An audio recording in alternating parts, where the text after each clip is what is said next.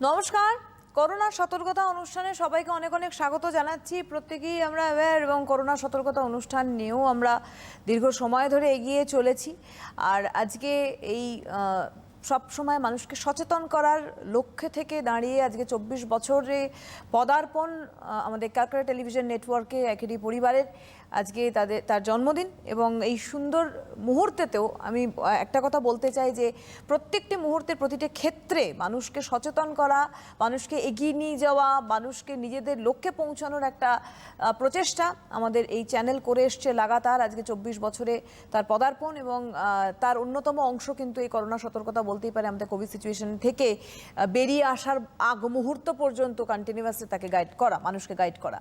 তো ভ্যাকসিনেশন চলছে, Covid warrior যারা রয়েছেন, প্রথম সারির যারা, তাদের ভ্যাকসিনেশন চলছে এবং ধীরে ধীরে আমরাও প্রস্তুত হচ্ছি কিভাবে আমরা এর আওতায় আসব, কতটা আমরা সুরক্ষিত থাকব, আগামী দিনে আমাদের এই সুরক্ষা কতটা বলবৎ থাকবে, এসব নিয়ে আমাদের নানাবিধ তো সংশয় মানে সব মিলিয়ে মিশিয়েই জীবন ধারণ আমরা করছি। তো এই সব মিলিয়ে আমাদের আজকে আলোচনা করোনা সতর্কতায় থাকছে। আমাদের সঙ্গে রয়েছেন অবশ্যই ডক্টর অরিন্দম বিশ্বাস। অনেক অনেক স্বাগত জানাবো আমাদের অনুষ্ঠানে ডক্টর বিশ্বাসকে আবারও যুক্ত হওয়ার জন্য। এবং তার সঙ্গে সঙ্গে বলবো যে আপনিও আমাদের এই অনুষ্ঠানের একজন অঙ্গ হয়ে গিয়েছেন, সদস্য হয়ে গিয়েছেন অলমোস্ট। আজকে আমাদের ২৪তম বর্ষে আমরা পদার্পণ করলাম আমাদের চ্যানেল, এবং সেখানে এই অনুষ্ঠানও গুটি গুটি পায়ে এগিয়েছে। একদম কোভিড সিচুয়েশন থেকে এ পর্যন্ত আমরা কিন্তু লাগাতার এই অনুষ্ঠানটিকে চালিয়ে নিয়ে যাচ্ছি টিল দ্য টাইম। তো প্রথমেই আপনার কাছে একটা প্রশ্ন জাগে যে এই যে ফার্স্ট মানে প্রথম সারির যারা যারা যোদ্ধা করোনা, তাদের ভ্যাকসিনেশন চলছে এবং সেইটা কত দূর আর প্রসিড করতে পারে এবং ধীরে ধীরে মানুষের কাছে, সাধারণ মানুষের মধ্যে আসবে কিভাবে? দেখুন, একটা কথা প্রথমে, সিটিভিএন এর আজকে যে জন্মদিন, তার জন্য অনেক শুভেচ্ছা। আগামী দিন অগ্রযাত্রা আরো মসৃণ হয়, ভালো হোক, মানুষের কাছে কাছে পৌঁছে যাক সিএন, সেই জন্য আমি প্রার্থনা করব আর আপনাদের সকলকে শুভেচ্ছা বার্তা জানাবো। তো আর এইবার আপনার প্রশ্নে আসি।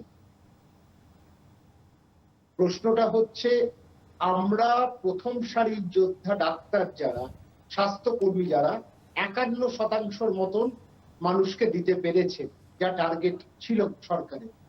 ২০ ফেব্রুয়ারির মধ্যে এই টার্গেট শেষ করার কথা, বা মপ আপ রাউন্ডটা বলেছিল বাকিটা ২৫শে ফেব্রুয়ারি, সেটা কিন্তু মনে হচ্ছে না পারবে বলে। আর প্রথম সারির যোদ্ধা যেরকম পুলিশরা, স্বাস্থ্যকর্মীরা, সাফাই কর্মীরা আছেন, তাদের ক্ষেত্রে ২১%, সেটা কিন্তু খুব একটা ভালো নয়। তবে মানে এটা প্রথম তো একটু ব্যাঘাত ঘটে, প্রথমে একটু সন্দেহ থাকে, তবে যত দিন যায় তত সেগুলো স্পষ্ট হয়ে যায়, মানুষ আরো বেশি আগ্রহ দেখাবেন। সেটা মার্চের মধ্যে আমার মনে হয় সম্ভবপর হবে যে এই প্রক্রিয়াটা শেষ করতে। কিন্তু এখন পর্যন্ত চলছে, সেই রকম বড় কিছু অসুবিধা হয়নি। মাত্র কয়েকজন বলতে পারি আমি ভারতবর্ষের নিরিখে, তারা কিছুটা প্রতিষেধক নেওয়ার পর কিছু অসুস্থতা হয়েছিল, কিন্তু বেশিরভাগ মানুষ কিন্তু সেরে উঠেছে। সেই কারণে প্রতিষেধক খারাপ ছিল, দুটো প্রতিষেধক আমাদের আছে, সেইটার কিন্তু কোনো প্রামাণ্যের দলিল আমরা পাইনি। তো যত দিন যাবে সেইটা নিয়ে মানুষের ভরসা, আশা জাগবে এবং মানুষ আরো আত্মবিশ্বাস গড়ে তুলতে পারবে এবং এই প্রতিষেধক নিতে পারবে। তো এইটা এখন শুরু হয়েছে, আশা করি খুব সহজভাবে এবং ব্যাঘাত ছাড়াই, কোনো ব্যাহত হবে না এই প্রক্রিয়া এবং ভালোভাবেই লোকে গ্রহণ করবে। এখন পর্যন্ত সেই বার্তা কিন্তু আমরা পেয়েছি। আরেকটি কথা বলি আমি ডক্টর বিশ্বাস, সেটা হচ্ছে যে এই বিষয়ে তো আমরা আলোচনায় থাকবোই যে কতটা ধীরে ধীরে আমরা এই পার্সেন্টেজটাকে মানে বাড়িয়ে দিতে পারি। সাধারণ মানুষের মধ্যে টিকাকরণ শুরু হয়ে যাওয়া এবং সাধারণ মানুষের সিকিউরড হয়ে যাওয়ার জায়গা, যদিও সিকিউরড আপনি সেদিনও অনুষ্ঠানে বলছিলেন যে প্রথম টিকাকরণের পরেই যে একটা মানুষ সুরক্ষিত হয়ে গেল এমন ভাবার কোনো কারণ নেই, কারণ এটা কমপ্লিট ডোজটা কমপ্লিট করার বিষয় রয়েছে এবং সেক্ষেত্রে টিকার পরবর্তী ধাপটার জন্য অপেক্ষা করতে হবে এবং ততদিন আমাদের সাবধানতা অবলম্বন করতে হবে। এর মাঝে ফ্রান্সের যে নিউজটা আসছে যে তারা যে ভ্যাকসিনটা আনছে বলছে নাকি একটা ডোজেই কাজ হবে। এবার প্রসঙ্গ হচ্ছে, আমরা তো এটা জানি যে পশ্চিমবঙ্গ কিন্তু টিকাকরণের জায়গা অনেকটা এগিয়ে রয়েছে এবং তারা ভারতবর্ষের জায়গায় যদি দেখি যে ভ্যাকসিনেশনের ক্ষেত্রে ভারতবর্ষ আমাদের এগিয়ে নিয়ে গেছে দেশের বিদেশে বিশ্বের দরবারে সমাদৃত আমরা, কিন্তু ফ্রান্সের এই চিন্তাভাবনা বা তাদের নতুন চিন্তায় ভ্যাকসিন একটা ডোজে কাজ হবে, এইটা কতটা পজিটিভ হতে পারে, বা আমরা যেভাবে ভাগ করেছি ভ্যাকসিনেশনটাকে সেটা কতটা পজিটিভ হতে পারে, এই দুটোর কি ফারাক?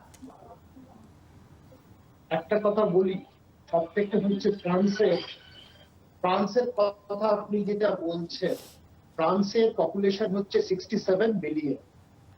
এই মধ্যে মাত্র 7 মিলিয়নকে ফ্রান্স আজ এখন অব্দি প্রতিষেধক দিতে পেরেছে। ভারতবর্ষ কিন্তু সেখানে অনেকটা এগিয়েছে, এবং ভারতবর্ষ বেশি মানুষকে কিন্তু প্রতিষেধক দিতে পেরেছে। আমাদের জনসংখ্যার জন্য আজকে আমরা কিছুটা ধাক্কা খেয়েছি, তারপর মানুষের মধ্যে নানান রকম প্রশ্ন ছিল বলে আজকে পিছিয়ে পড়েছে। কিন্তু তবুও ভারতবর্ষ যেভাবে দেখিয়েছে কাজটা, সাফল্যমণ্ডিত তো হয়েছে, আমি বলবো সফল তো হয়েছে। ফ্রান্স যে কথাটা বলছে, কারণ তাদের ভ্যাকসিনের একটা অপ্রতুলতা আছে। তারা সব জায়গায় থেকে তারা বেশি জোর দিয়েছে মডার্না অথবা ফাইজারকে। সেই ক্ষেত্রে সেই সংখ্যায় ভ্যাকসিন তাদের দেশে নেই, উপস্থিতি নেই, সেই সংখ্যাটা কম। তারা যেটা বলছে সেইটা ভারতবর্ষের নিরিখে বা আমি ডাক্তার হয়ে সেইটা খুব একটা নামতে পারবো না। তারা বলছে যারা সেরে উঠেছে তাদেরকে একটা ডোজ দাও, কিন্তু তাতেই নাকি হয়ে যায়, তারা যা বক্তব্য তাদের যা গবেষণায় বলছে। কিন্তু আমাদের ভারতবর্ষের ক্ষেত্রে সেই রকম ঝুঁকি নেওয়ার কোনো প্রশ্ন ওঠে না। আমাদের দুটো করে ভ্যাকসিনের ডোজ যার নির্ধারিত হয়েছে, সেই নির্ধারিত ডোজেই আমাদের দিতে হবে, এবং আমরা সেইভাবেই চলবো, সেই প্রক্রিয়াটাকেই মানবো। কিন্তু ফ্রান্সের একটা বড় কারণ হচ্ছে সংখ্যাটা খুব কম। তারা বলছে যে যারা সেরে উঠেছে তাদের অ্যান্টিবডি আছে, খালি একটা ডোজ যদি আমরা দিতে পারি তাহলেই যথেষ্ট অ্যান্টিবডি হয়ে যাবে। এই এমআরএ আমাদের কোভ্যাক্সিন বা কোভিশিল্ড কিন্তু একটু অন্যরকম ভাবে তৈরি হয়েছে, অন্যরকম ভাবে প্রতিরোধ করার ক্ষমতাটা গড়ে উঠছে। সেখানে এমআরএন এর আরেকটু বাস্তবিক দিক থেকে ভিত্তিটা একই, যে প্রতিরোধ করার ক্ষমতা, কিন্তু একটু মানে মেকানিজম যদি বলি সেটার একটু আলাদা, প্রক্রিয়াগত একটু আলাদা। সেই ক্ষেত্রে ফ্রান্সের কথা, ফ্রান্স নিজেদের বিষয়ে সিদ্ধান্ত নিয়েছে, কিন্তু ভারতবর্ষ যে সিদ্ধান্ত নিয়েছে সেইটা ধরে রাখা উচিত। কিন্তু এর মধ্যে একটা কথা বলি, জ্যানসেন বেলজিয়ামে যে পরীক্ষাটা করেছে, জ্যানসেন বলছে একটা ডোজে প্রায় 93% প্রতিরোধ করার ক্ষমতা গড়ে উঠতে পারে। সেই যদি ভবিষ্যতে জ্যানসেনের, এবং মূল্যটা কিন্তু খুব কম, সেটা মানুষের আয়ত্তের মধ্যে, তো ভবিষ্যতে যদি জ্যানসেনকে জায়গা দেওয়া হয়, আমার মনে হয় এই প্রক্রিয়াটা আরো সহজ হবে। যদি একটা প্রতিষেধকের ডোজে আমাদের যদি প্রতিরোধ করার ক্ষমতাটা শক্তিশালী হয়ে ওঠে, তাহলে তো নিশ্চয়ই এটা আশাবাদী একটা ঘটনা, এবং আশানুরূপ ফলক যদি পাই তাহলে তো আমরা এটাকে গ্রহণ করতেই পারি। আশা করি সরকার এই বিষয়ে নিশ্চয়ই নজর দেবে। একেবারে একটা ফোন নিয়ে নেবো আমরা। হ্যালো। হ্যালো, নমস্কার, কে বলছেন? নমস্কার। আমি ডাক্তারবাবুকে নমস্কার জানাচ্ছি। আমি বাবলি দে, পশ্চিম মেদিনীপুর। আমার বয়স 49 বছর বয়স। হ্যাঁ বলুন। আমার সমস্যা আছে, আর আপনার থাইরয়েডটা খুব বেশি আছে, আর আমার রক্তেরও কিছু উঠানামা করে, মানে ওষুধ খেলে উঠে, আর ওষুধ বন্ধ রাখলে আবার নেমে যায় নিচে। কি ব্লাড প্রেশার? হ্যাঁ, আর প্রেশার হাই হয়, প্রেশার শুধু রেগুলার খেতে হয়। আর শরীর মানে কি কোমরে খুব যন্ত্রণা হয়, কোমরে আর তলপেটে খুব যন্ত্রণা হয়। আপনার প্রশ্নটা কি?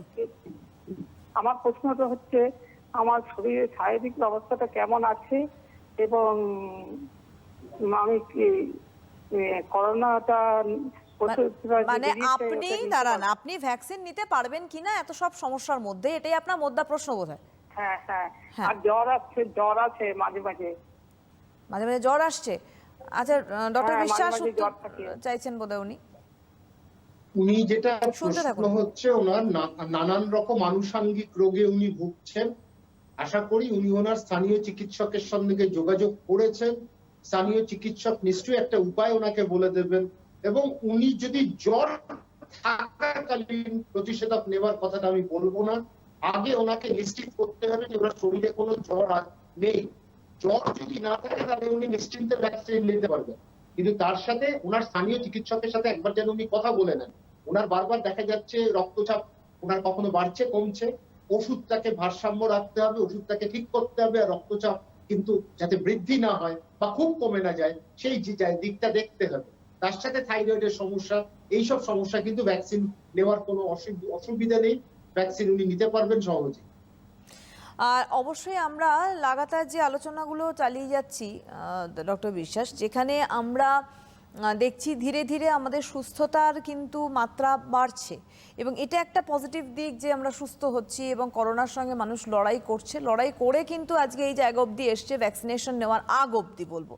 এবং ভ্যাকসিন শুরু হবে, মানুষের মধ্যে যতদিন না জিনিসটা স্প্রেড হচ্ছে ততদিন এই ধরনের অনেক শঙ্কা রয়ে গিয়েছে যে আমি একজন ক্রনিক কিডনি ডিজিজের পেশেন্ট রয়েছি, তো সেক্ষেত্রে আমরা আগেও আলোচনা করেছি, তবু অনেক নতুন দর্শক আমাদের সঙ্গে যুক্ত হন। তো আমরা নেব কিনা, আমরা নিলে কতটা সেফ অ্যান্ড ফাইন থাকবো, কতদিনের জন্য আমরা সেফ থাকবো, এটা একটা বড় প্রশ্ন ডক্টর বিশ্বাস। দেখুন, এইটা তো শুরু হয়েছে সবে, আমি আবার বলছি এটা আপেক্ষিকভাবে একটা নতুন ভাইরাস, কিন্তু খুব দ্রুততার সঙ্গে আজকে বৈজ্ঞানিক জগৎ একটা প্রতিষেধক আবিষ্কার করেছেন এবং প্রতিষেধক নিয়ে এসছেন, যাতে মানুষ কিন্তু উপকৃত হয়েছে। সেই ক্ষেত্রে কারণ পরিষ্কার বোঝা যাচ্ছে মানুষের সংখ্যাটা যত দিন যাচ্ছে কমে যাচ্ছে, তবে যায়নি পুরো। সেই ক্ষেত্রে একটা স্পষ্ট কথা, আগামী দিনে অপেক্ষা করতে হবে যখন দ্বিতীয় ডোজটা চলে যাবে। একটা কথা স্পষ্ট করে বলা হচ্ছে, দ্বিতীয় ডোজের 14 দিন পর থেকে, 2 সপ্তাহ পর থেকে মানুষের প্রতিরোধ করার ক্ষমতা গড়ে উঠবে, এবং সেটা 6 মাস লাগতে পারে, 9 মাস লাগতে পারে, 1 মাস লাগতে পারে। সেটা কতদিন নির্দিষ্ট বলা সম্ভব ভাবে বলা এই মুহূর্তে সম্ভব না। মানুষকে পর্যবেক্ষণে রাখতে হবে, তখন বোঝা যাবে, আর নজর রাখতে হবে, খুব কড়া নজরদারি রাখতে হবে। তো সেই ক্ষেত্রে আমরা ভ্যাকসিনেশন এটা যারা এখনো পর্যন্ত গবেষণা বলছে কখনো 1.5 বছর বা 2 বছরের অবধি এই অ্যান্টিবডি থাকতে পারে, তাই হতে পারে। ততদিনে আমি বলবো যে কোভিডের যে দাপট সেটা হয়তো কমবে, কিন্তু এটাও ঠিক একেবারে খুব জোরালো ভাবে এই দাবি তোলা যাবে না বা বলা যাবে না যে এই মুহূর্তে কোভিড তার পরিকাঠামো বদল করবে কিনা এবং সেটা আক্রমণাত্মক হবে কিনা। সেই ক্ষেত্রে আমরা যে উপায় এতদিন অবলম্বন করে এসেছি বা যেরকম পরিচ্ছন্নতাটা বজায় রেখেছি, আমরা মাস্ক ব্যবহার করেছি, মাস্ক পরিহিত হয়ে বেরিয়েছি, জনসমাগম থেকে দূরে থেকেছি, জনসমক্ষে যাইনি, মানুষের সাথে একটা দূরত্ব বজায় রেখেছি, যেখানে গেছি আমরা হাতটা ধুয়ে নিয়েছি, এই বিষয়গুলো কিন্তু এখনো পর্যন্ত কিন্তু মেনে চলতে হবে, এর বাইরে কিন্তু যাওয়ার প্রশ্ন নেই। কারণ কোভিড কিন্তু হতে পারে, এই জিনিসটা বোঝা দরকার। প্রতিষেধক কি করবে? কোভিডকে মেরে ফেলতে পারবে, সেই প্রতিরোধ গড়ে তুলতে পারবে, সেটা আরো 9 মাস পরে। কিন্তু কোভিড কিন্তু আমাদের শরীরে আক্রান্ত করতে পারে, আক্রমণ করতে পারে, শরীরে প্রবেশ করতে পারে। সেই ক্ষেত্রে প্রবেশটা যাতে আমরা না দিতে, প্রবেশের অধিকার যাতে না পায়, সেই ক্ষেত্রে আমরা নিজেদেরকে যা যা বললাম, যা স্বাস্থ্য বিধান আছে বা নিদান যেগুলো ডাক্তারবাবুরা দিয়েছেন, চিকিৎসকরা দিয়েছেন, সেইগুলো কিন্তু সম্পূর্ণভাবে নিজেদেরকে হৃদয়ঙ্গম করতে হবে। আপনাদের একটা কথা বলি যে আমি শুরুতে আজকে বলিনি, আপনারা ফোন নাম্বার দেখতে পাচ্ছেন, যদি একটি নাম্বার যাচ্ছে সরাসরি ফোন করুন। এই নাম্বারটিতে এই মুহূর্তে করোনা সতর্কতা অনুষ্ঠানে আপনারা ডক্টর বিশ্বাসের সঙ্গে কথা বলতে ফোন করতে পারেন। আপনাদের যদি কোনো রকম জিজ্ঞাসা থাকে ডেফিনেট করে আপনারা ফোন করুন। আমাদের নাম্বার 6292242340, দেখুন স্ক্রিনে যাচ্ছে 6292242340, এই নাম্বারে আপনারা ফোন করুন আপনাদের জিজ্ঞাসা প্রশ্ন নিয়ে। ডক্টর বিশ্বাস, আমাদের অপেক্ষার অবসানে 12 তারিখ থেকে কিন্তু বেশ কিছু স্কুল খুলে গেল এবং ক্লাস 9 to 12 স্কুল ওপেন হয়েছে। ছেলেমেয়েরাও খুশি, অভিভাবকরাও খুশি যে এবার একটু স্কুল প্রিমাইসেসের মধ্যে ছেলেমেয়েরা পড়াশুনো করবে। এবং কিছু ক্ষেত্রে আমরা খবরেও দেখিয়েছি যে রীতিমতো করোনা বিধি মেনেই ক্লাস চলছে, কিন্তু ওখানেই কি সীমাবদ্ধ যে করোনা বিধি মেনে মাস্ক পরে একটা বাচ্চা ক্লাস করছে, একটা ডেস্কের মধ্যে দূরত্ব মেনটেন করে, এটাই কি যথেষ্ট বলে মনে হচ্ছে, না আরো কিছু প্রোটেকশন নেওয়া প্রয়োজন রয়েছে? দেখুন, স্কুল আজকে না হয় কালকে না হয় 1 মাস পরে তো খুলতে হবে। কারণ দেখুন, সামনে পশ্চিমবঙ্গে নির্বাচন, গণতান্ত্রিক একটা উৎসব পালন করবো, সেইখানে তো ধাক্কাধাক্কি, মারামারি, কাছাকাছি মানুষ আসবে। যদিও রক্তপাত কখনোই অভিপ্রেত নয়, কিন্তু মানুষ তো কাছাকাছি আসবে, ভিড় তো হবে, জনসমক্ষে হবে। এখনই দেখতে পাচ্ছি প্রত্যেক দিন কোনো না কোনো মিছিল মিটিং আমরা চোখে পড়ছে। সেই ক্ষেত্রে স্কুলকে খুলতে দিতে হবে আজ না হয় কাল, কারণ মানে বছরের পর বছর ছাত্রদের পড়াশোনা নষ্ট হবে, তাদের একটা ভবিষ্যৎ আছে, সেই ভবিষ্যৎকে অন্ধকারের দিকে ঠেলে দেওয়া যাবে না। আর অনলাইন কতদিন পারবে, টানতে পারবে না। মানুষ কিন্তু একটা মানে একটা বোর্ডাম এসে যাবে, একটা মান্ডেন হয়ে যাচ্ছে।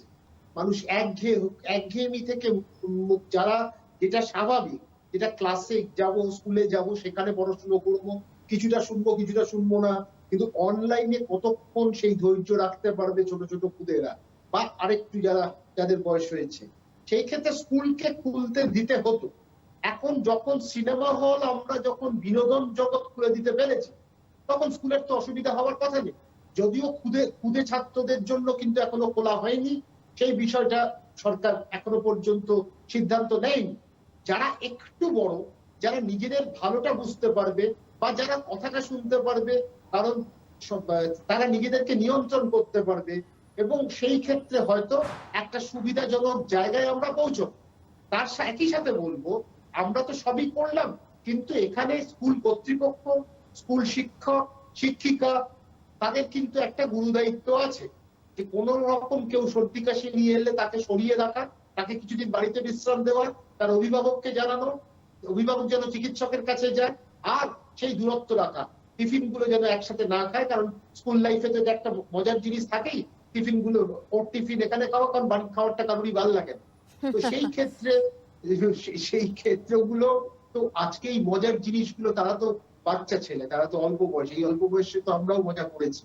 তো সেই মজাটা করতে গেলে তো আমরা এই কিছুদিনের আনন্দটা হয়তো এর থেকে বিরত থাকবো, সেইটাই আমরা প্রয়াস। কিন্তু স্কুল পড়াশোনা তো যখন আমরা বিনোদন জগৎ খুলে ফেললাম, সেই সেলিব্রিটিদের জায়গা দিয়ে দিলাম, এর থেকে স্কুলের ছাত্রদের কেন আমরা নিরাশ করবো? তাদেরও তো একটা ভবিষ্যৎ আছে, তাদেরকে উজ্জ্বল ভবিষ্যৎ থেকে আমরা কখনো তাদের ব্যাঘাত ঘটাতে পারি না, ব্যাহত যেন না হয় তাদের পড়াশোনা। সেই ক্ষেত্রে আর কত অনলাইনে পড়া যায়, কত আপনি কম্পিউটারে পড়াশোনা করবেন? আপনার কিন্তু বই, প্রিন্টেড যে বইগুলো ছাড়া বা ক্লাসে একটা পরিমণ্ডলের মধ্যে থাকা বা একটা পরিবেশের মধ্যে থাকলে কিন্তু পড়াশোনাটা কিছুটা আসে। সেই ক্ষেত্রে আজকে ছাত্রদের ক্ষেত্রে আমি বলবো, শিক্ষা জগৎকে বা সরকারকে এই সিদ্ধান্ত নিতে বাধ্য ছিল। আজ নয়, 1 মাস পরে আরো কয়েক মাস এরকম ভাবে ছাত্রদের বাড়িতে বসিয়ে রাখা যেত না। পরীক্ষা যখন হচ্ছে, এবার স্কুলগুলো হোক, ক্লাসগুলো হোক, তবে হ্যাঁ, শিক্ষক শিক্ষিকাদের কিন্তু শুধু পড়ালে চলবে না, তাদের কিন্তু অনেকটা দায়িত্ব নিতে হবে। তারা কিন্তু পরিবারের মতো, স্কুলে তারা পরিবারের মতন একজন ব্যবহার করতে হবে। ছাত্রদেরকে পরিষ্কার বোঝাতে হবে, তোমাদের শরীরটা কিন্তু আগে, শরীর যতক্ষণ না শক্তিশালী হবে, আগামী দিন কিন্তু ভবিষ্যৎটাও কিন্তু আরো শক্তিশালী হবে না। শরীরের স্বাস্থ্যই কিন্তু প্রধান বিষয়, স্বাস্থ্যই আমাদেরকে আগামী দিন অনেক উজ্জ্বল ভবিষ্যতের দিকে নিয়ে যাবে। একদম। হ্যালো হ্যালো, নমস্কার। নমস্কার, কে বলছেন? ক্যানিং থেকে বলছি। আচ্ছা, কে বলছেন, নাম কি আপনার? অচিত মন্ডল। বলুন, কি প্রশ্ন? বলছি, আমার ওই 5-6 মাস আগে একটু মানে পজিটিভ টাইপের হয়েছিল। পজিটিভ টাইপের হয়েছিল মানে? মানে করোনা হয়েছিল, হসপিটালে ধরা পড়েছিল। হুম, হ্যাঁ বলুন। তা বলছি, তারপরে ডাক্তার দেখিয়ে সুস্থ হয়ে গেছিলাম। আপনি বলুন, আমরা শুনতে পাচ্ছি দাদা, একটু তাড়াতাড়ি বলতে হবে। হ্যাঁ, সুস্থ হয়ে গেছিলাম। তারপরে 3-4 মাস পরে করে এখন একটু ভয় ভয়, মানে টেনশন একটু। বয়স কত আপনার? 34। তা বলছি কি, আমার ওই ভ্যাকসিন দিলে অসুবিধা হবে কি? শুনতে থাকুন, আপনি বলছেন উনি। দেখুন, ওনার যেটা হয়েছে কয়েকদিন আগে, কোভ্যাক্সিনের ক্ষেত্রে পরিষ্কার বলা হচ্ছে, কিছু কিছু জায়গায় কোভ্যাক্সিন সম্বন্ধে একটু বলে দিই, কোভিশিল্ড নিয়ে কিন্তু সেরকম কথা কিছু হয়নি। কোভিশিল্ড পরিষ্কার বলা হয়েছে যে সুস্থ হয়ে গেলে আপনি নিতে পারবেন, কিন্তু কোভ্যাক্সিনের ক্ষেত্রে কিন্তু সরকার কতগুলো নির্দিষ্ট পদক্ষেপ নিয়েছে এবং কিছু কথা, সেগুলো আমি আপনাদেরকে একটু ভাগ করে নিতে চাইছি। সেটা হচ্ছে যাদের খুব প্লেটলেট কম, কিন্তু কতটা কম সেটা বলা হয়নি, কারণ প্লেটলেট সাধারণত আমরা 50,000-এর নিচে মেজর সার্জারি করি না, কিন্তু এইটার সংখ্যাটা কিন্তু স্পষ্টভাবে আসেনি আমাদের কাছে। থ্রম্বোসাইটোপেনিয়া মানে হচ্ছে লো প্লেটলেট, অ্যাবনর্মালি লো বলেছে, আমি সেটা মানতে পারি যে 50,000-এর নিচে হলে হয়তো নেব না। এবার 2 নম্বর যেটা হচ্ছে, যারা অসুস্থ হয়েছে 4 থেকে 6 সপ্তাহ বা যারা অ্যান্টিবডি নিয়েছেন, প্লাজমা নিয়েছেন, তাদের ক্ষেত্রে 4 থেকে 8 সপ্তাহ বাদে কিন্তু কোভিড ভ্যাকসিনটা দিতে, কোভ্যাক্সিনটা দিতে বলেছে। কোভিশিল্ডের ক্ষেত্রে সেই রকম কিন্তু কোনো কিছু উল্লেখ নেই, কিন্তু কোভ্যাক্সিনের ক্ষেত্রে স্পষ্টভাবে সেটা বলছে 4 থেকে 8 সপ্তাহ বাদে। তো উনি যদি 4 থেকে 8 সপ্তাহ আগে ঘটনাটা ঘটে থাকে, তা উনি নিশ্চয়ই দিতে পারেন, এটা নিয়ে কোনো অসুবিধা নেই। আরেকটা কথা বলে দিই, অন্য কোনো ভ্যাকসিন, ধরুন ইনফ্লুয়েঞ্জা ভ্যাকসিন নিই আমরা প্রতি বছরে, হয়তো নিউমোনিয়ার ভ্যাকসিন নিই মাঝে মাঝে, তো নিউমোনিয়ার ভ্যাকসিন যদি নিই বা ইনফ্লুয়েঞ্জা ভ্যাকসিন বা অন্য কোনো ভ্যাকসিন যদি নিই, তার 2 সপ্তাহের মধ্যে কিন্তু কোভ্যাক্সিন নেওয়া যাবে না, 2 সপ্তাহ পরে নেওয়া যাবে। এই জায়গাটা আমি একটু পরিষ্কার করে দিতে চাই। একদম। আচ্ছা, একটা কথা আমার খুব জানার ইচ্ছা হচ্ছে ডক্টর বিশ্বাস, কারণ আপনি খুব এই যেহেতু স্কুল বিষয়টা নিয়ে খুব গাইড করছিলেন খুব সুন্দরভাবে, মানে সেখানে আমার হঠাৎ করে মনে হলো আপনার সঙ্গে কথা বলতে বলতে যে এরকম কি কোনো ব্যবস্থাপনা বিকজ অফ কোভিড, এরকম কি কোনো নতুনভাবে ব্যবস্থাপনা স্কুল প্রিমাইসেসের মধ্যে করা যেতে পারে? যেমন আমরা ফার্স্ট এডের ব্যবস্থা করে থাকি, যে এমার্জেন্সি কিছু সমস্যা হলে, যেহেতু একটা কোভিড সিচুয়েশনের মধ্যে আমরা রান করছি, সেক্ষেত্রে স্কুল তো খুলবেই আগামী দিনে। আপনি বলেছেন যে কতদিন আর ছেলেমেয়েরা ঘরবন্দি থাকবে, তো সেই জায়গাকে এমন কোনো জায়গা তৈরি করতে হবে স্কুলের প্রিমাইসেসের মধ্যে যে এমার্জেন্সি তাকে সেখান থেকে জাস্ট পরীক্ষা করেই সঙ্গে সঙ্গে যাতে তাকে হসপিটালাইজড করা যেতে পারে বা পরিবারকে খবর দেওয়া যেতে পারে। আমরা উত্তরে আসবো, একটা ফোন নিয়ে আসছি। হ্যালো। হ্যাঁ, হ্যালো। হ্যাঁ, নমস্কার, কে বলছেন? হ্যাঁ, নমস্কার, আমি ডানকুনি থেকে দীপঙ্কর বিশ্বাস বলছি। হ্যাঁ, বলুন। আচ্ছা ডাক্তারবাবু নমস্কার, আমার একটা প্রশ্ন। যখন করোনা আবহাওয়াটা খুব প্রকট ছিল, তখন চিকিৎসকরা একটা পরামর্শ দিয়েছিলেন যে বাইরে থেকে এসে জামা কাপড় ইত্যাদি কেচে রাখা। এখন কি সেটা মেনে চলা উচিত? একটু কমেছে যেহেতু। শুনতে থাকুন। ঠিক আছে, দেখুন ওনার প্রশ্নটা যথাযথ প্রশ্ন এবং সবাই উপযোগী প্রশ্ন। এইটা পরিচ্ছন্নতাটা আপনাকে বজায় রাখতে হবে। স্পষ্ট বলে দিচ্ছি, ভাইরাস কিভাবে ঢুকে। আপনি কোনো হাতটা কোনো একটা নোংরা জিনিস স্পর্শ করেছেন, আপনার হাতটা পরিচ্ছন্নতা বজায় থাকলো না, আপনি সেই হাতটা দুটো দাঁড়ে আপনি রাখলেন, সেটা হচ্ছে নাকে অথবা মুখে। তো সেই ক্ষেত্রে আপনি হাতটাকে পরিষ্কার করুন। আমাদের হাত আমাদের ভবিষ্যৎ। হাতটা যদি পরিষ্কার রাখেন আর মুখ আর নাকটা অজান্তে আমরা 20-25 বার মুখে দিয়ে ফেলি, সেইটা যাতে না হয় সেই বিষয়টা আপনি খেয়াল রাখুন। এই বিষয়টা খেয়াল রাখতে পারলে তাহলে কিন্তু হবার কোনো প্রশ্ন নেই। সেই জন্য প্রত্যেকদিন 2 বার করে আপনার জামা কাপড় কাচার কিন্তু প্রয়োজন নেই। আপনি জামা কাপড় একবারই কাচুন, হাতটা পরিষ্কার রাখুন, তাতেই আপনি কিন্তু সুরক্ষিত থাকবেন এবং কোভিড মুক্ত থাকবেন। আর যে প্রশ্নটা আমি করেছিলাম ডক্টর বিশ্বাস, যে স্কুল প্রিমাইসেসের মধ্যে এখন এই সিচুয়েশনের মধ্যে কি আলাদা কোনো ব্যবস্থাপনা রাখতে হবে কর্তৃপক্ষ, যদি সেই ব্যবস্থাপনা করে, যেটা পরবর্তীকালে হেল্প হতে পারে স্টুডেন্টসদের জন্য আগামী দিনে, বাচ্চা যারা যখন ধীরে ধীরে তারা স্কুল লাইফে আসবে আবার নতুন করে? হ্যাঁ, নিশ্চয়ই। দেখুন, একটা ক্লাসে আপনার সীমিত সংখ্যায় ছাত্রদের বসাতে হবে, সেটা 6 ফুটের দূরত্ব রেখে, এটা ক্লাসের ভেতর। এবং ছাত্ররা যখন প্রবেশ করছে সেই তাকে ভালো করে হাতটা শুদ্ধিকারক ব্যবহার করা, শুদ্ধ করে দেওয়া হাতটাকে, এবং তাদের পরিষ্কার বলা যে তোমরা যে হাতটা ব্যবহার করবে তোমাদের ক্লাসের মধ্যে বা বাইরে যখনই মনে হবে যে হাতটা তোমাদের নোংরা বা অপরিচ্ছন্ন, তখন কিন্তু শুদ্ধিকারক সাবান জল ব্যবহার করো। সেইখানে ছাত্রদের এই ব্যবস্থা করতে হবে, এটা ক্লাসের মধ্যে বা ক্লাসের বাইরে, যে হাতটা তারা ধরতে পারে। 1 নম্বর, বেশি ক্ষেত্রে পেন বা হাতে লেখার জিনিসটা যেন কম হয়, কারণ তাতে অপরিচ্ছন্ন কালি লাগতে পারে, সেটাও একটা বিষয়।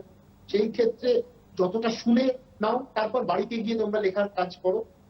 তৃতীয়ত হচ্ছে, মাস্ক কিন্তু 2টো করে মাস্ক ব্যবহার করো, বা একটা মাস্কের সাথে আরেকটা মাস্ক সাথে রাখো অ্যাজ আ ব্যাকআপ।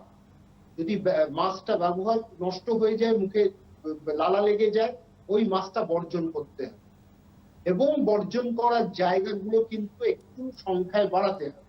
অনেক সময় ছোট স্কুলে বেশি বর্জন করার জায়গা থাকে না, এবং এই বর্জনটা কিন্তু প্রত্যেক দিন করতে হবে। সেটা কলকাতা কর্পোরেশনের সাথে কথা বলে বা যারা গ্রামে আছেন সেইখানকার মিউনিসিপ্যালের সাথে কথা বলে করতে হবে। আর তার সাথে যেটা করতে হবে, মা যদি আজকে তার জল তেষ্টা পায়, সেখানে একটা নিরান জায়গায় গিয়ে সে জলটা খাক, আর তার সাথে সাথে মাছটা তখন সে তুলতে পারে। কিন্তু একসাথে বেশি ছাত্রকে শৌচাগারে যাওয়ার প্রয়োজন নেই, অনুমতি দেওয়ার দরকার নেই। একসাথে জল খেতে যেরকম একসাথে ছাত্ররা ছুটে যেত, সেটার দরকার নেই। আলাদা করে লাঞ্চ টাইম করার কিন্তু কোনো প্রয়োজন দেওয়ার নেই, কারণ একসাথে ক্লাসটা হোক, ক্লাস শেষ হলে তারা বাড়ি চলে যায়। লাঞ্চ টাইম হলেই কিন্তু ছাত্ররা ধারের কাছাকাছি কিন্তু আসবে। আর একটা কথা, মানুষ তারা ছাত্র, তাদের বয়স অল্প, বন্ধু বান্ধবের সাথে দুটো কথা বলতেও ইচ্ছে করে। আপনি গতকাল দেখেছেন, গতকাল আপনি কোথায় জনসমাগম থেকে আমরা দূরে ছিলাম, কালকে ভ্যালেন্টাইন ডেতে গিজগিজ করেছিলাম। তো সেই জায়গায় ছাত্রদের, তারা অল্প বয়স, তাদেরকে আমি কি করে আটকাবো? তার বন্ধুর সাথে তার ফেভারিট মুভিটার কথা বলবে না, বা তার নিজস্ব বইটার কথা বলবে না, বা নতুন নতুন গল্প সে এতদিন কোভিডের সাথে কি অভিজ্ঞতা অর্জন করেছে সেইগুলো বন্ধুদের সাথে ভাগ করবে না। কথা তো আসবে। তারপর হচ্ছে ফুটবল চলছে, অবস্থা খুব খারাপ। তো কারণ মোহনবাগান সাপোর্টার মোহনবাগানের অবস্থা ভালো। এই আলোচনাগুলো তো স্কুল লাইফে হবে, ওটা থাকবে। তারপরে তো সেই কারণে এই জায়গাতে তাদেরকে বেশি একটা জায়গায় একত্রিত করতে দেওয়া যাবে না। ক্লাসটা একটু বেশিরভাগ সময় ধরে নিতে হবে, নিয়ে ওর সাথেও কমপ্লিট করা দরকার। সবটা হয়তো সম্ভব না, সেটা বাড়িতেও কিছুটা করতে হবে, অভিভাবকদের সেই দায়িত্ব পালন করতে হবে। কিন্তু তাদের শরীরটা তো সব থেকে আগে দেখা দরকার। তার সাথে যাতে তাদের পড়াশুনো এবং তাদের ভবিষ্যৎটা, পড়াশুনোর দিক থেকে মানে অধ্যয়নটা তাদের করে যেতে হবে, কারণ তাদের ভবিষ্যৎটা আমাদের দেখতে হবে। তাদের ভবিষ্যৎটাকে নিয়ে ছিনিমিনি খেললে কিন্তু হবে না। সেই ক্ষেত্রে দুটোকে ভারসাম্য রেখে স্কুল এইভাবে স্কুলটা পরিষ্কার করা, তারপর হচ্ছে জল খাওয়ার জায়গা বাড়ানো, শৌচাগার বাড়ানো, এইগুলো তো ব্যবস্থা করে নিতে হবে। আর এসির বিষয়ে একটা কথা বলিও, অনেক স্কুলে এসি আছে, এই এসিটা যেন পরিষ্কার করা হয়। হয়তো এসিটা বছরে একবার পরিষ্কার হবে না, আজাদ অনেক ধরনের ভাইরাস ব্যাকটেরিয়া থাকতে পারে ওই এসির জায়গা আউটলেট থেকে, কারণ এসিটা তো ওই হাওয়াটাই আবার রিসার্কুলেট হয়ে আবার ঢুকছে, সেই জায়গাটাও কিন্তু দেখা দরকার। হ্যালো হ্যালো, হ্যাঁ নমস্কার, কে বলছেন? হ্যাঁ নমস্কার। হ্যাঁ, কে বলছেন? আমি দেবেশ দাস আগরতলা থেকে বলছি। হ্যাঁ বলুন। তো আমি আপনাদের আলোচনা শুনছিলাম। হ্যাঁ। তো আমি কোভিড নিয়েছি, তবে আর ভ্যাকসিন নিয়েছি আমি। তো আমার কোনো প্রবলেম হয়নি, কিন্তু আপনারা দেখছি আলোচনাতে বলছি কি অনেকের প্রবলেম বা আপনি পেশায় কি, আপনি কি করেন?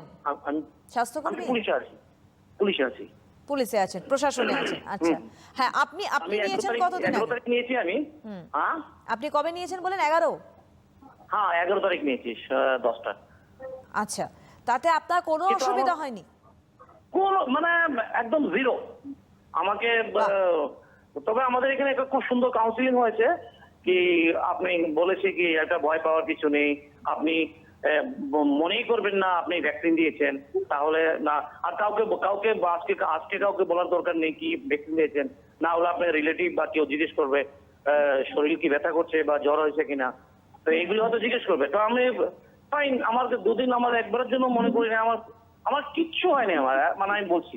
বাহ, এটা খুব ভালো লাগলো আপনি বললেন। ভুল ধারণা আছে মানুষের মধ্যে, একটা ভুল ধারণা আছে, কিছু লোক হয়তো এটা বলছে, অ্যাকচুয়ালি আমার মনে হয় না এটা এরকম।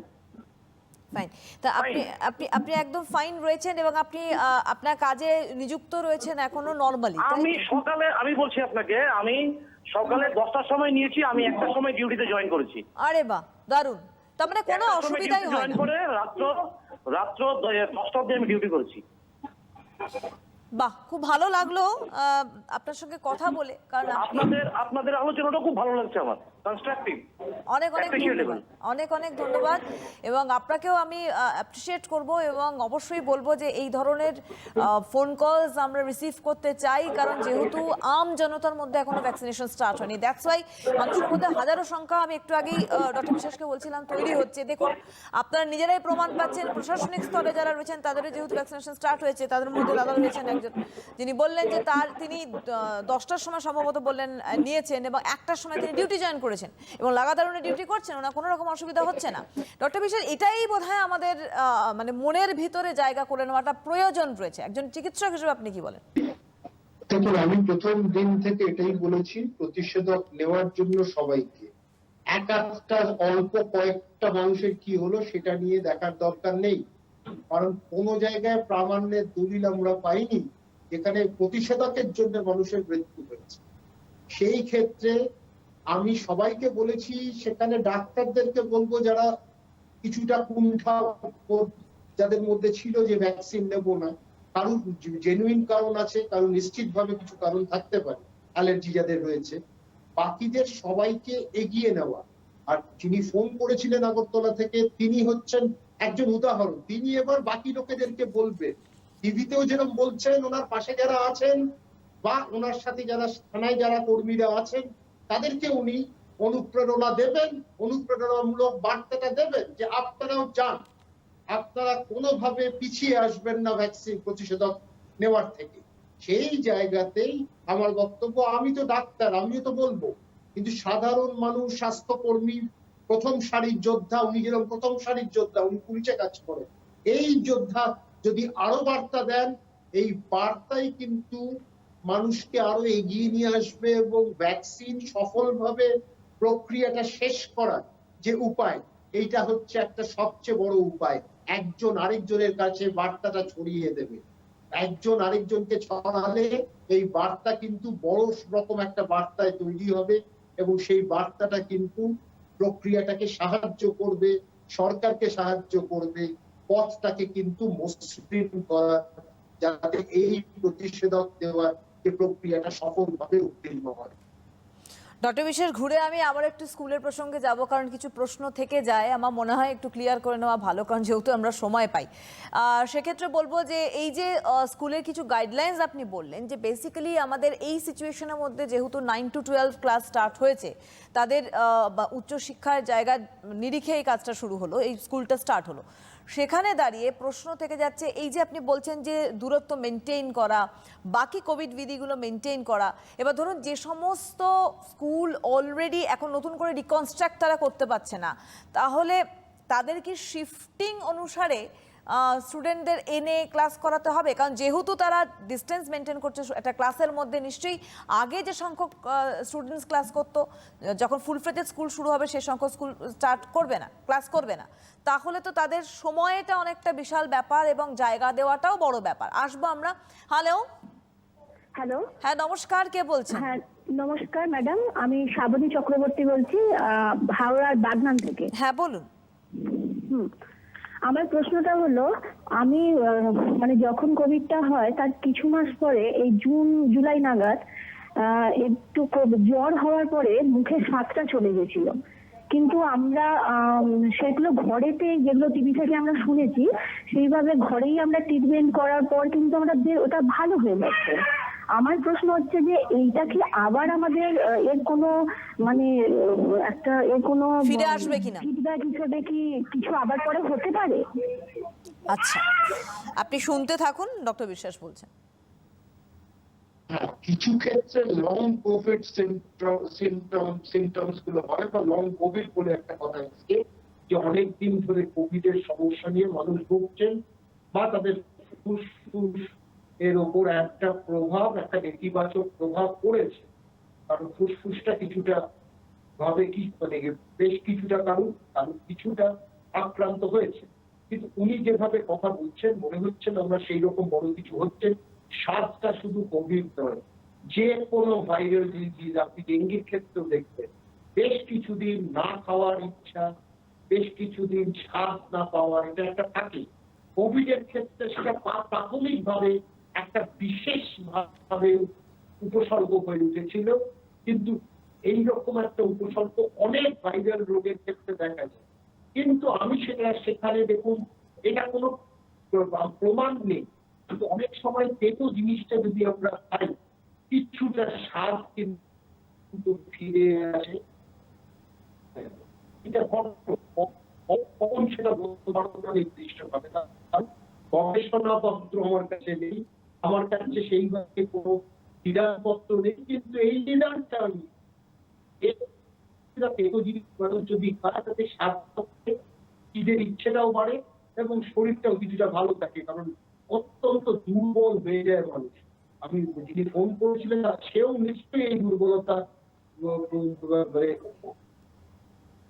মধ্যে উনি ছিলেন, হয়েছিলেন, কিন্তু তবুও বলবো ওনার এতটা চিন্তার কারণ ফুসফুসটা দেখিয়ে যাওয়া, পর্যবেক্ষণে থাকা চিকিৎসকই বলে দেবে ওনার আগামী দিন উনি কিভাবে কতটা ভালো হয়ে গেছেন বা পুরো সেরে গেছেন কোভিড থেকে।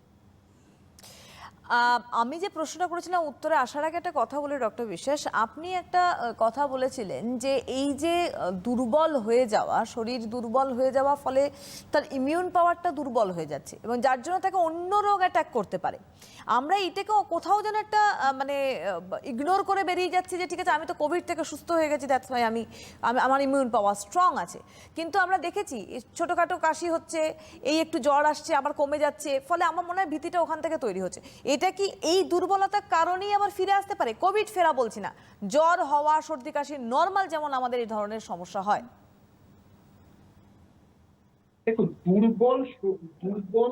দুর্বলতার অনুভব করা আর প্রতিরোধ ক্ষমতা দুর্বলের মধ্যে কিন্তু ফারাক আছে। একটা রোগ হওয়ার পরে সেরে ওঠা মানে হচ্ছে শরীরের প্রতিরোধ করার ক্ষমতাটা ভালো, একটা ভারসাম্য রেখে করেছে। কোভিড এর ক্ষেত্রে কিছু ক্ষেত্রে প্রতিরোধ ক্ষমতাটা বেশি হয়ে গেছে, অতিরিক্ত হয়ে গেছে, সেই কারণে প্রতিরোধ বিহীন মানুষের খুবই খারাপ তাদের অবস্থা হয়ে যায় অল্প মানে কিছু বলেই। আবার প্রতিরোধ যদি অতিরিক্ত হয় তখন কিন্তু অঙ্গ প্রত্যঙ্গ নষ্ট হয়, সেই নষ্টটা যাতে না হয় সেই জন্যই স্টেরয়েড দেওয়া, এই ওষুধ দেওয়া। এইবার দুর্বল মানে হচ্ছে আপনার যদি খেতে না ইচ্ছে করে তখন তো আপনার শরীরের যা যা দরকার, প্রোটিন, কার্বোহাইড্রেট, ফ্যাট, শরীরকে গঠনের জন্য যা উপাদানগুলো দরকার সেই উপাদানগুলো তো আপনি পাচ্ছেন না। ওই উপাদানগুলো থেকে যদি আপনি দূরে থাকেন তাহলে তো শরীর দুর্বল হবে এবং পরের দিকে নিশ্চয়ই প্রতিরোধ ক্ষমতা কিন্তু ধাক্কা খাবে।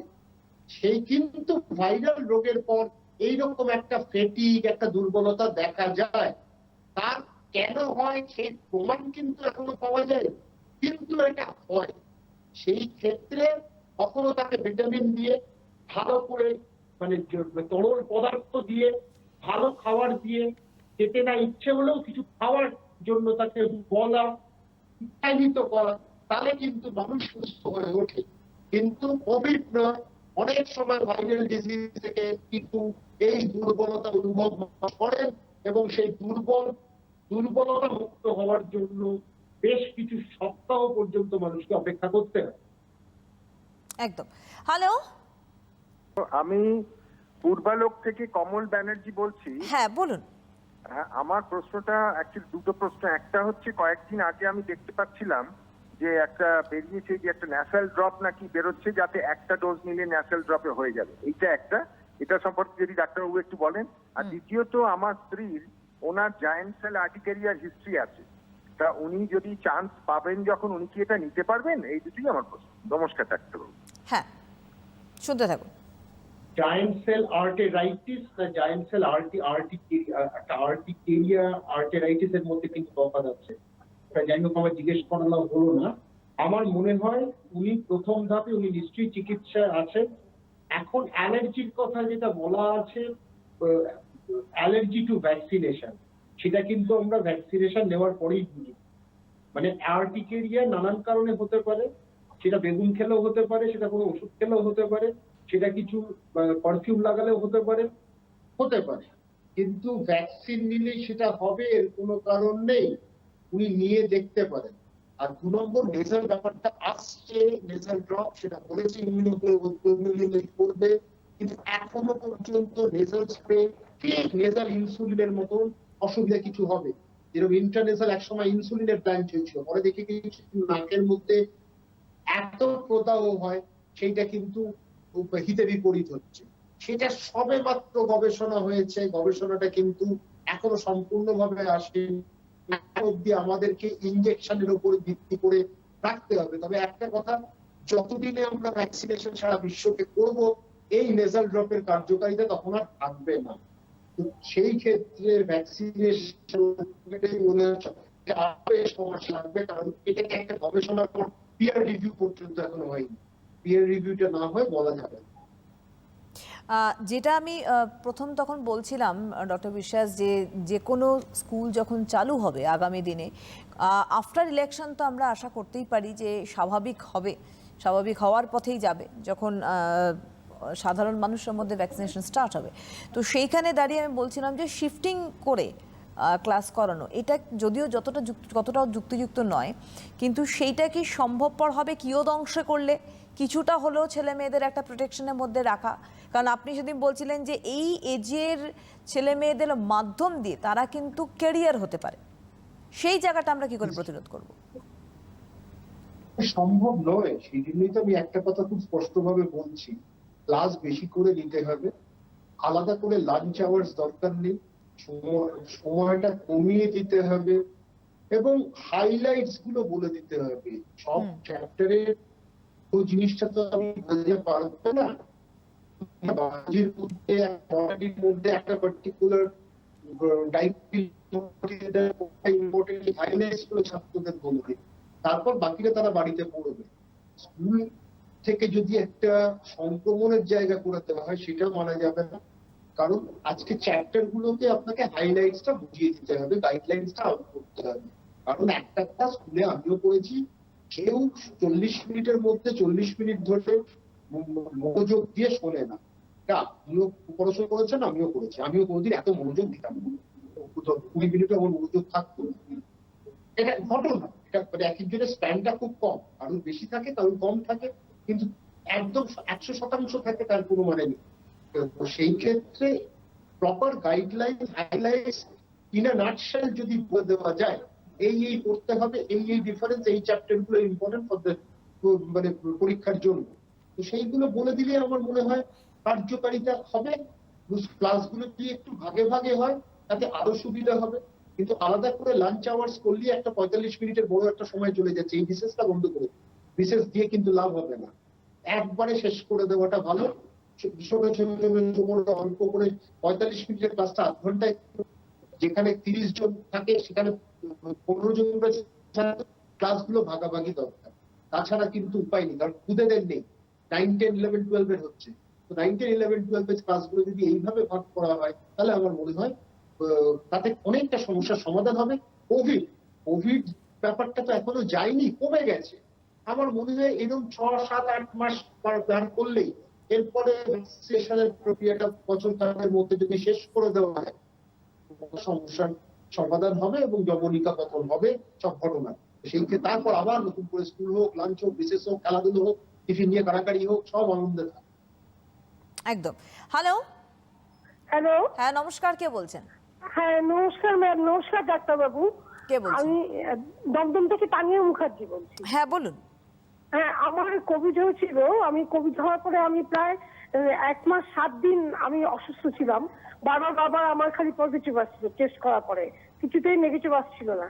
তারপরে 1 মাস 7 দিন পরে আমার নেগেটিভ এসে, কিন্তু নেগেটিভ হওয়ার পরে ওইটা তো কমে গেল, কিন্তু আমার একটা পার্মানেন্ট ডিজিজ হয়ে গেছে, সেটা হলো ডাইভার্টিকুলাইটিস। ডাইভার্টিকুলাইটিস হওয়াতে আমার কনস্টিটিউশন মারাত্মকভাবে হচ্ছে, আর আমার ওই ক্ষুদ্রান্ত্রের মধ্যে পাউচ হয়ে গেছে, যার জন্য আমি লো ফাইবারে আমার সব জিনিস খেতে লাগবে, হাই ফাইবার আমি খেতে পারছি না, তাতে আমার ভীষণ ট্রাবল হচ্ছে, পটি হচ্ছে না, পেটে পেন হচ্ছে। লো ফাইবার খাচ্ছি, আর ডেইলি আমি কনস্টিটিউশনের জন্য একটা ওষুধ দিয়েছি, ডাক্তারকে আমি দেখিয়েছিলাম, তাই ওই ওষুধটা ডেইলি আমাকে 2 চামচ করে গুলে রাত্রে খেতে লাগে। এই ডাইভার্টিকুলাইটিসটা তো আমার, এটা কি হবে ডাক্তার, আমার খুব দুশ্চিন্তায় আছে। আমি এটা আফটার কোভিড হয়েছে? আচ্ছা কোভিড, হ্যাঁ কোভিড হয়ে যাওয়ার পর আমার কাজে করতে হয়েছে। ডক্টর বিশ্বাস কি কোলাইটিস স্পষ্ট হলো না। আরেকবার একটু আপনার সমস্যাটা বলুন। আমার 1 মাস 7 দিন ছিল Colitis। করোনাটা, কোভিড 1 মাস 7 দিন পরে আমার কোভিডটা আমার নেগেটিভ এসছে। এখন সমস্যাটা তারপরে বলুন। আমার হ্যাঁ নেগেটিভ এসছে, তারপরে আমার ডাইভার্টিক কোলাইটিস হয়ে গেছে করোনা সেরে যাওয়ার পরে। ডাইভার্টিক কোলাইটিস কি ওটা কোলাইটিস ক্ষুদ্রান্তের বুঝতে মধ্যে পারছি না। পাউচ হয়ে গেছে। আলসারেটিভ ডাইভার স্পেলিংটা একটু বলুন তো। Ulcerative colitis. Diverticulitis, diverticulitis. হ্যাঁ ডাইভার্টি কিউআই, ডাইভার্টি আছে, ডাইভার্টিকুলাইটিস, হ্যাঁ। হ্যাঁ হ্যাঁ হ্যাঁ হ্যাঁ ডাইভার্টিকুলাইটিস না, ডাইভার্টিকুলাইটিস। কিলাইটিস, কোলাইটিস না, হ্যাঁ পাউচ ইয়েটা ভুল হচ্ছে, হ্যাঁ। এবার বোধহয় ডক্টর বিশ্বাস শুনতে পেয়েছেন, হ্যাঁ আইদার শুনতে থাকুন আপনি। হ্যাঁ ডাইভার্টিকুলাইটিস অথবা ডাইভার্টিকুলোসিস। ওটা কোলাইটিস না। কোভিড এর জন্য হয়েছে এর কোনো মানে নেই। কোভিড এর ওনার হয়তো এটা গ্রো করছিল, কোভিড এর পরে সমস্যাটা বেড়ে গেছে, এটা ঘটনা। কিন্তু ডাইভার্টিকুলোসিস ডাইভার্টিকুলাইটিস কোভিড এর জন্য হয়েছে বলে এরকম কোনো গবেষণাপত্র মানে আমি এটার সঙ্গে কোথাও এটা জানি কোনো না। রিলেশন নেই যদি বলছেন হয়ে থাকে ডক্টর এটা আমাকে- বিশ্বাস? নয় নয় নয়, কিন্তু এটা খুবই, এটা নিয়ে উনি নিশ্চিন্ত থাকুন। ওনার এই সমস্যাটা লো ফাইবার একটু খেতে হবে, হাই ফাইবার খেতে গ্যাস করে সমস্যা বাড়ায়, এই জন্য আমরা হাই ফাইবারটা এখানে মানা করি। এই ক্ষেত্রে উনি যা খাওয়ার নর্মাল খাওয়ার খান, পেঁয়াজ রসুন এইগুলো একটু কমিয়ে দিন, তাতে উনি কিছুটা লাভবান হবেন। পেঁয়াজটা যেন না থাকে, গ্যাস ফর্মিং সাবস্টেন্স যেন না থাকে। দুধে যদি ওনার অ্যালার্জি হয় বা গ্যাস হয়, দুধটাকেও বর্জন করতে হবে। কিন্তু তার সাথে উনি আরেকটা হচ্ছে, অনেক সময় মাটন এগুলো খেলে কনস্টিপেশন হয়, সেইটা যেন না হয়। তো সেইগুলো খাওয়ারটা একজন নিউট্রিশনিস্টের সাথে কথা বলে করুন। আমার মনে হয় না এই সমস্যা ভারতবর্ষের নিরিখে কিন্তু ডায়াবেটিকুলোসিস কম। তবুও বলবো যে ডাক্তারের সাথে প্রতিনিয়ত যোগাযোগ রেখে, আর নিউট্রিশনিস্টের সাথে যোগাযোগ রেখে যা যা ওষুধ ওনাকে দেওয়া হয়েছে, নির্ধারিত ওষুধ, সেটা যেন উনি সেবন করেন এবং উনি ভালো থাকবেন। সুতরাং প্রথমত আমাদের কতগুলো ধারণার থেকে বেরিয়ে আসতে হবে যে করোনা হলেই আমাদের, করোনার থেকে যেহেতু আমাদের প্রচুর পরিমাণে একটা দুর্বলতা চলে আসছে, মানে করোনার জন্যই এ দায়ী, মানে করোনা এর জন্য দায়ী তা নয়, যেটা ডক্টর বিশ্বাস ক্লিয়ার করলেন, আপনি এখানটা নিশ্চিত থাকুন। সুতরাং এখান থেকে উনি মুক্তি পাওয়ার তো ওনার ট্রিটমেন্ট রয়েছে, এবং তার সঙ্গে সঙ্গে কিন্তু অবশ্যই বলবো ভ্যাকসিনেশনের একটা বিষয় আমি বলি ডক্টর বিশ্বাস, সেটা হচ্ছে যে আমাদের বাড়িতে যারা বয়োজ্যেষ্ঠ রয়েছেন তাদের তো একটা টেনশন ক্রিয়েট তাদের নিয়ে আমাদের থাকেই সবসময়, যারা আমরা বাইরে যাচ্ছি। তবে প্রশ্নটা হচ্ছে, আমরা প্রত্যেকেই জানি আমরা এখন অনেক ফিগার কনশাস ডক্টর বিশ্বাস, এবং কি নারী কি পুরুষ। পুরুষদের ক্ষেত্রে বলি, যারা যারা ওয়েটলিফটিংয়ে কাজ করেন অর্থাৎ ভারোত্তোলনে কাজ করেন, তাদের কিছু কিছু ক্ষেত্রে মেডিসিন নিতে হয়, কিছু স্টেরয়েড নিতে হয়। তাদের ক্ষেত্রেও প্রশ্ন আসছে যে তারা কি ভ্যাকসিনেশন করতে পারবে, ভ্যাকসিনেশন আওতায় আসতে পারে, যেহেতু অলরেডি তারা স্টেরয়েড নেয়? দেখো, লং স্টেরয়েড নেওয়াটা কিন্তু, যদি ইন্ডিয়ান অলিম্পিক অ্যাসোসিয়েশনের কথা বলেন, তারা কিন্তু একেবারে এটাকে ব্যান করেছে। ওয়েট লিফটিং এর জন্য স্টেরয়েড দেওয়াটার কিন্তু কোনো রকম সাইন্টিফিক জাস্টিফিকেশন থাকলেও, this is not a justified accepted by Indian Olympic Association আর অন্য স্পোর্টস অথরিটিজ। আপনার মনে আছে বেন জনসনকে গোল্ড মেডেল পাওয়ার পরেও ব্যান করা হয়েছিল, ডোপ মানে স্টেরয়েড পাওয়া গেছিল। স্টেরয়েড কেন দিতে যাব? স্টেরয়েড অনেকে ডোপ করে, কিন্তু পারফরমেন্স হয়তো ভালো, সঙ্গে সঙ্গে কিন্তু আপনার শরীরের অন্য ক্ষতি করে দিচ্ছে। তার মানে বেআইনি কাজ করছেন, স্টেরয়েড দিচ্ছেন। 1 নম্বর, স্পোর্টস মেডিসিন কিন্তু এন্ডোর্স করে না, সমর্থন করে না। 2 নম্বর হচ্ছে, যেখানে এরকম আমরা ওষুধ খাচ্ছি, সেই ক্ষেত্রে কোভিশিল্ড সেরকম, কিন্তু কোভ্যাক্সিনের ক্ষেত্রে হচ্ছে টানা যারা ইমিউনোসাপ্রেসিভ খেয়ে যাচ্ছেন, সেইটা যেন তারা কিছুদিন থেকে করেন, ওই সময় নেওয়া যাবে না। কোভ্যাক্সিন পরিষ্কার বলে দিচ্ছে। সেই ক্ষেত্রে এখন কোভিশিল্ড বা কোভ্যাক্সিন এটা তো বিনামূল্যে। এবার ভবিষ্যতে কিন্তু সরকারকে রিটেইলে এটাকে আমাদের যাতে আমার উপস্থিত হয় বিভিন্ন দোকানে, সেই ব্যবস্থাটা করতে হবে। একেবারেই 5 মাস হতে পারে, 4 মাস হতে পারে। একদমই।